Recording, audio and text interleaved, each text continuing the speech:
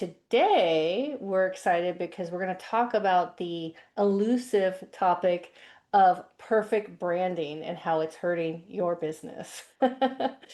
So let's get into it, Sarah. Why did we pick this topic? I'd love to tell the watchers like why we did it because we're what we're seeing out there in the wild.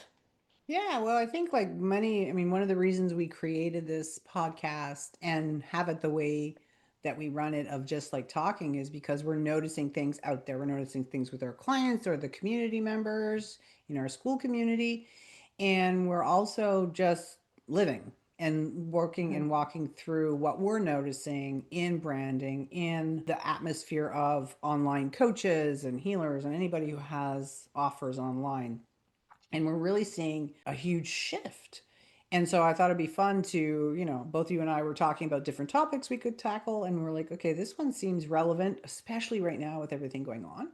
And it feels, for me, anyways, as I'm looking, I'm seeing so many different aspects come out and I'm noticing who I'm engaging with and following. And I'm Mm-hmm. noticing my own shift of how I choose to show up in my own branding, my personal branding, my business branding. And so I was like, hey, if we're all moving through this, let's bring it to the table and have a conversation about it. So that would be why we're doing this. What about yourself? What Exactly. what what kind of tickled your fancy Yeah. about this topic? Yeah, well, I love it because well, it kind of speaks to like my younger self because we're going to talk about how like trying to fit in and be on trend and all that. And I always go back to my high school self that was like, I just wanted to fit in. I just want to belong. I don't want to stand out and be the weirdo or like when I was always like we moved a lot, so I was also a new kid quite a few times in my life and so there's a sense of that safety that comes from Mhm. like sticking with the crowd, blending in, that we always see those posters where it's like,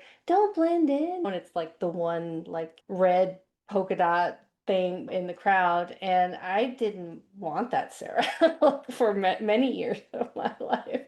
I was not the red polka dot in the crowd much to my own detriment of like trying too hard and not really being my authentic self. So I think my question to you is why do you think people are trying to be more on trend? How do you feel about being on trend? And are you seeing, since you're like resonating with certain accounts out there, are people trying to look more like authentically themselves right now?